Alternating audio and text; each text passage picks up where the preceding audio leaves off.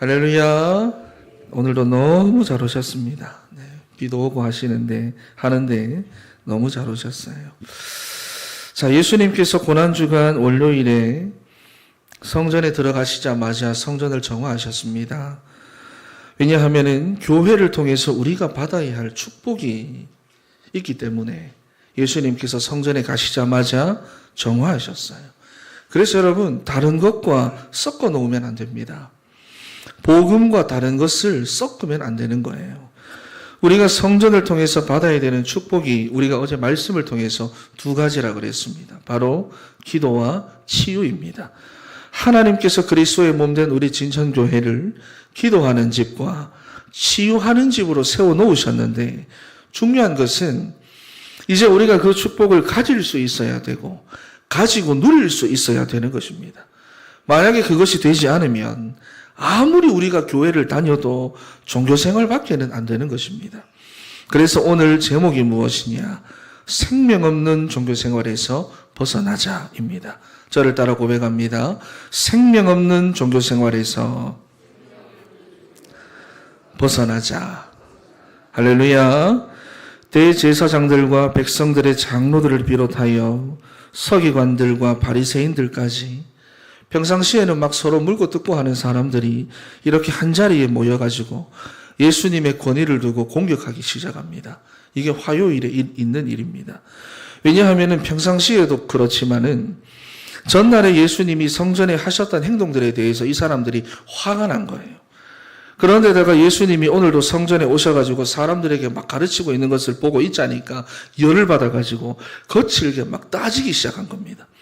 그래서 보면은 신학적인 부분, 윤리적인 부분, 율법적인 부분, 사회적인 부분, 경제적인 부분, 이렇게 막 여러 가지를 두고 예수님한테 시비를 거는데, 그때 예수님께서 하셨던 비유가 두 아들 비유, 포도원 농부 비유, 혼인잔치 비유, 이 비유들을 화요일에 선포하십니다. 그런데 내용을 보고 있자니까 주제가 있지요. 복음에는 구원만 선포되는 것이 아니라 하나님의 심판도 함께 선포되고 함께 성취된다 하는 것입니다. 그래서 많은 사람들이 고난주간의 화요일은 변론의 날이다 그러는데, 예수님 권위에 대한 변론이 전부가 아닙니다. 예수님은 자기의 권위를 스스로 변론하실 필요가 없는 분이시고요. 사람과 싸워서 이기실 필요도 없고 굳이 사람과 논쟁을 하셔가지고 자기를 증명하실 필요가 없는 분이십니다. 왜냐하면 사람들이 믿든지 안 믿든지 간에 예수님은 그리스도이시기 때문입니다. 그래서 믿는 자는 다 구원받고요, 믿지 않는 자는 심판을 받아요. 여러분, 그런데 믿는다라고 하는 것은 반드시 행위가 함께 따라 나오는데, 예수님께서 하시는 이 비유들을 통해서 우리가 무엇을 알 수가 있느냐 하니까, 먼저 된 자들이 하나님 나라의 일은 하지 않고 자기들의 일에만 몰두하고 살더라 하는 것입니다. 그런데 그 자기들의 일이라고 하는 것이, 자기들의 삶이라고 하는 것이 사실은 하나님께서 은혜로 주신 것들인데, 그거 결국 다 빼앗기고 바깥 어두운 데로 내던져지더라 하는 것이 그 앞에 세 가지 비유의 내용들입니다. 그러면서 마태복음 24장, 25장, 마가복음 13장, 누가복음 19장, 21장 이런 데를 보시면은 예루살렘 성전이 마주 보이는 감람산으로 제자들을 데리고 가셔가지고 예루살렘의 멸망과 성전의 파괴, 그리고 마지막 재림에 대한 말씀들을 가르쳐 주시잖아요. 여기서 이제 세 가지 비유를 하십니다. 열처녀 비유, 달란트 비유, 그리고 양과 염소의 비유. 여러분, 열처녀 비유가 무엇입니까? 준비된 자만 가더라 하는 것입니다. 달란트 비유는 무엇입니까? 하나님 나라의 일을 하면서 칭찬받는 자가 있는가 하면은 무시하고 자기가 하고 싶은 대로 살다가 쫓겨나는 자가 있다는 것입니다. 그리고 양과 염소 비유는 무엇입니까? 양은 오른편, 염소는 왼편, 하나님이 나누어 놓으셨다는 거예요. 이 세 가지 비유를 감람산에서 제자들에게 주시는 겁니다. 이 모든 일들이 전부 다 화요일에 하신 일들이에요. 화요일에 예수님이 많은 일들을 하셨어요. 그런데 중요한 것이 월요일과 화요일 두 번에 걸쳐서 나오는 사건이 있습니다. 월요일에 시작해서 화요일에 확인하는 사건, 그것이 바로 열매를 맺지 못하는 무화과나무입니다. 여러분, 그런데 이게 고난주간에 예수님이 하시는 모든 일들을 끌고 가는 거예요. 그래서 무화과나무 사건의 배치를 보면은 무화과나무를 저주하시고 성전 정화 사건이 나옵니다. 월요일에. 그리고 화요일에는 뿌리째 마른 무화과나무를 확인하고 난 다음에 지도자들과 예루살렘 성전을 향한 심판, 이렇게 배치가 되어져 있습니다. 여러분, 그렇다면은 예수님께서 고난주간 화요일에 하셨던 일들을 통해서 우리는 무엇을 깨닫고 무엇을 해야 되느냐? 여러분, 생명 없는 종교 생활에서 벗어나야 할 줄로 믿습니다. 저를 따라 한 번 더 고백합니다. 생명 없는 종교 생활에서 벗어나자. 여러분, 그렇지 않으면은 교회 생활, 신앙 생활 실컷 하고도 심판의 대상이 되어버리는 거예요. 그래서 우리는 무엇보다 정확하고 확실한 복음을 가지고 이 생명 없는 종교 생활에서 벗어나야 할 줄로 믿습니다. 그래서 첫 번째로 열매가 있어야 합니다. 여러분, 무화과나무는 무화과 열매를 맺어야 되고 포도나무는 포도 열매를 맺어야 되는 것이고, 마찬가지로 우리의 인생도 열매 맺는 삶이 되어야 한다는 것을 말씀하고 계시는 거예요. 여러분, 그렇다면 열매가 뭘까요? 여러분, 우리가 성경을 계속해서 읽다가 보면 열매라고 하는 말이 자주 나옵니다. 회개에 합당한 열매, 의의 열매, 성령의 열매, 빛의 열매, 의와 평강의 열매, 입술의 열매, 많이 나와요. 열매가 뭘까요? 열매, 쉽게 말하면은 하나님의 뜻대로 살아가려고 하는 우리의 품성을 말하는 것입니다. 왜냐하면 우리가 날 때부터 불신앙 상태로 태어났기 때문에 하나님의 뜻이 아니라 내가 원하는 대로 살고 싶어 합니다. 그런데 나무가 성장하고 철을 따라 과실을 맺는 것이 당연하듯이 우리 안에 복음의 씨앗이 뿌려지고 그리스도의 몸된 교회라는 시냇가에 우리 인생의 뿌리를 두고 말씀으로 나를 채워나가기 시작하면 나는 죽고 그리스도가 내 안에서 살아나기 시작하는데, 이것이 바로 열매라고 하는 것입니다. 조금 더 쉬운 말로 해볼까요? 결국 내 삶이 바뀐다는 것입니다. 하나님의 뜻대로. 하나님이 원하시고 기뻐하는 삶으로 내 삶이 바뀌어나가는 거예요. 그러니 우리의 중심을 보시는 하나님께서 이런 말씀을 하시는 겁니다. 열매를 보고 그 나무가 어떤 나무인지를 알 수 있다. 여러분, 하나님은 우리 인생의 열매를 반드시 보십니다. 그러니 여러분의 삶이 열매 맺는 삶이 되어야 할 줄로 믿습니다. 여러분, 12절 말씀을 보시면은 12절 말씀 한번 읽어보겠습니다. 시작. 날 그들이 베다니에서 나왔을 때 예수께서 시장하신지라. 아멘. 13절까지 한번 읽어보겠습니다. 멀리서 잎사귀 있는 한 무화과 나무를 보시고 혹 그 나무에 무엇이 있을까 하여 가셨더니 가서 보신즉 잎사귀 외에 아무것도 없더라. 이는 무화과의 때가 아님이라. 아멘. 아멘. 여러분, 예수님께서 예루살렘에 입성하신 후에 가장 먼저 하신 일은 무화과나무를 저주하신 거예요. 이게 월요일에 있었던 일입니다. 주일 저녁에 예수님께서 베다니에 가서 쉬시고 월요일에 다시 예루살렘으로 들어오시는데 배가 고프신 거예요. 여러분, 지금 배가 고프십니까? 예수님께서 아침 일찍 일어나셔가지고 예루살렘으로 가시는 길에 배가 고픈 겁니다. 그때 예수님의 눈에 들어온 것이 바로 잎사귀가 무성한 무화과나무였어요. 그러니까 말라 비틀어진 그런 아픈 나무가 아니라는 거예요. 쓸모없는 나무가 아니었다는 것입니다. 건강하게 잘 자라고 있던 나무였습니다. 그런데 가보니 열매가 없는 거예요. 그래서 14절 말씀을 보니까 이제부터 영원토록 사람이 내게서 열매를 따먹지 못하리라. 제자들이 듣도록 예수님이 저주를 퍼부으시는데, 그런데 재미가 나는 부분이 13절 끝부분에 보니까 이는 무화과의 때가 아님이라 그랬어요. 여러분, 그러니 무화과 철이 아니라는 겁니다. 나무가 철을 따라 열매를 맺는 것이 당연한 이치고 하나님이 만드신 자연의 법칙인데, 무화과 철도 아닌데 열매가 없다고 애꿎은 나무한테 예수님이 저주를 하신 거예요. 여러분, 이유가 무엇일까요? 이유가 뭘까요? 성경에서 무화과 나무는 이스라엘과 평화의 성 예루살렘을 상징하는 나무입니다.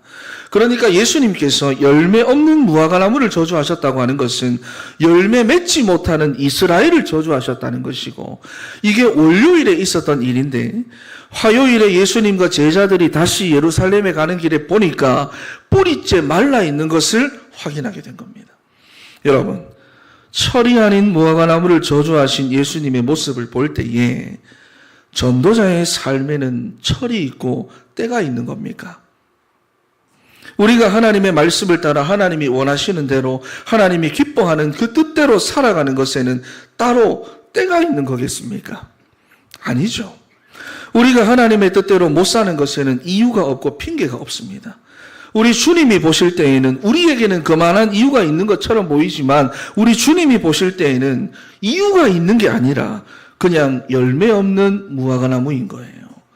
여러분, 그러니 여러분 인생이 열매 맺는 인생이 되시기를 바랍니다. 할렐루야. 그런데 보세요. 예수님께서는 이제부터 영원토록 사람이 내게서 열매를 따먹지 못하리라 그렇게 말씀을 하셨습니다. 그렇게 말씀을 하셨는데 오늘 화요일 아침에 보니까 나무가 뿌리째 말라서 죽어버린 거예요. 열매를 맺지 못하리라 그랬는데 생명이 떠나버린 겁니다. 여러분이 잘 보셔야 됩니다. 우리 하나님의 자녀에게 있어 열매라고 하는 것은 생명과도 같은 것입니다. 그래서 열매 맺지 못하는 나무는 결국 죽은 나무고 주님께서 직접 저주하실 정도로 싫어하신다라는 거예요. 그러니 하나님의 말씀대로 말씀의 인도를 받는 열매 맺는 삶이 되셔가지고 생명 없는 종교 생활에서 벗어나 생명의 축복을 누리는 우리 사랑하는 진천의 성도 다 되시기를 축원합니다. 할렐루야. 그리고 두 번째로 믿음의 사람이 되어야 합니다. 22절과 23절 말씀 한번 읽어보겠습니다. 시작. 그에게 대답하여 이르시되 하나님을 믿으라. 내가 진실로 너희에게 이르노니 누구든지 이 산더러 들리어 바다에 던져지라 하며 그 말하는 것이 이루어질 줄 믿고 마음에 의심하지 아니하면 그대로 되리라. 아멘. 아멘. 여러분 어떤 믿음을 말합니까? 의심하지 않는 믿음입니다. 하나님의 말씀을 그대로 믿는, 하나님의 말씀이 반드시 성취될 것이라는 그 믿음이 있을 때 우리가 열매 맺는 인생이 되어가지고 생명 없는 종교 생활에서 벗어나게 되는 것입니다. 히브리서 11장 1절 말씀을 보니까 믿음은 바라는 것들의 실상이요 보이지 않는 것들의 증거다 그랬어요. 우리가 하나님의 말씀을 내게 주시는 말씀으로 붙잡고 기도하게 될 때, 정말로 우리가 기도하게 될 때 그것이 실상으로 붙잡히고 실상으로 체험되고 그 증거를 확인하게 되는 것, 그것이 바로 믿음이라고 하는 것입니다. 오늘도 봐보세요. 예수님께서 무화과 나무를 보고 한마디 말씀을 하셨는데 그 나무가 열매도 못 맺고 말라 죽어버린 것입니다. 여러분, 그만큼 하나님의 말씀에는 힘이 있는데 하나님은 그 말씀을 우리에게 주시기를 원하시고 우리의 인생이 그 말씀의 인도를 받는 힘 있는 인생이 되기를 원하시는 것입니다. 그리고 히브리서 4장 12절 말씀에 보니까 하나님의 말씀은 살아있고 활력이 있어 좌우의 날선 어떤 검보다도 예리하여 혼과 영과 관절과 골수를 찔러 쪼개기까지 하며 또 마음의 생각과 뜻을 판단하시나니 그랬어요. 여러분, 하나님의 말씀은 우리를 치유하는 능력인 줄로 믿습니다. 여러분, 그러니 말씀을 그대로 믿는 믿음이 여러분들에게 있게 되기를 바랍니다. 그리고 세 번째로 기도하는 사람이 되어야 합니다. 24절 말씀 한번 읽어보겠습니다. 시작. 내가 너희에게 말하노니 무엇이든지 기도하고 구하는 것은 받은 줄로 믿으라. 그리하면 너희에게 그대로 되리라. 아멘. 아멘. 여러분, 열매 맺는 인생이 되어 생명 없는 종교 생활에서 벗어나기 위해서는 믿음의 사람이 되어야 하고 그리고 기도하는 사람이 되어야 합니다. 여러분, 그리스도의 몸된 우리 진천교회는 기도하는 집이다 그랬는데 내가 기도하지 않는다면 아무리 기도하는 집이고 응답의 집이라고 해도 그 참된 교회의 축복을 나는 누리지 못하고 응답받지 못합니다. 그리고 우리 안에 성령이 내주하시고 우리가 하나님의 성전이 되었는데도 불구하고 제대로 기도할 힘이 없고 응답받을 힘이 없다면 결국 우리는 열매 맺지 못하는 무화과나무가 되어버리는 거예요. 여러분, 우리가 이 기도의 비밀을 회복해서 응답받는 힘이 우리에게 있어야 될 줄로 믿습니다. 여러분, 그렇다면 기도의 비밀이 무엇입니까? 기도의 비밀. 하나님의 자녀가 기도할 때 하나님이 천사를 동원하셔서 심부름하신다는 것입니다. 특히나 우리가 말씀 붙잡고 언약 기도할 때 시편 103편 20절 말씀을 보니까 천사가 우리의 앞서가며 말씀을 행한다 그랬어요. 그리고 그 말씀을 이루어 간다 그랬습니다. 에베소서 3장 20절 말씀에는 보니까 우리가 기도하는 것보다 모든 것에 있어 더 넘치도록 응답해 주신다고 약속하셨어요. 그래서 예레미야 33장 3절 말씀에 보니까 일을 행하시는 여호와 그랬습니다. 하나님께서 일하십니다. 할렐루야.